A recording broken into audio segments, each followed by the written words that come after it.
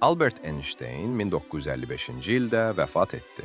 Autopsiyanı edən həkim, Dr. Harvey, onun beynini gizli şəkildə çıxarıb bankada saxladı.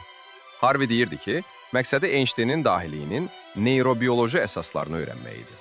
Onun fikrincə bu, beyin elmi araşdırma üçün çox dəyərli idi. Amma bu işi Einsteinin ailəsinin icazəsi olmadan görməsi etik qalmaqala səbəb oldu. Buna görə də Harvey işdən çıxarıldı. Amma beyni özü ilə apardı. O, bu beyni illərlə çamadanda, zirzəmidə, hətta köçdüyü şəhərlərə belə özü ilə aparırdı. Beyni 240 hissəyə bölüb, dünyanın müxtəlif yerlərindəki alimlərə nümunələr göndərdi. Bəzi tədqiqatçılar beynin müəyyən hissələrinin fərqli olduğunu iddia etsələr də, bu nəticələr elmi cəhətdən mübahisəli hesab olunur. 1990-cı illərdə jurnalistlər Harveyni tapdılar və beyin hələ də onun yanındaydı. Nəhayət, beynin qalan hissələri rəsmi olaraq xəstəxanalara və muzeylərə qaytarıldı.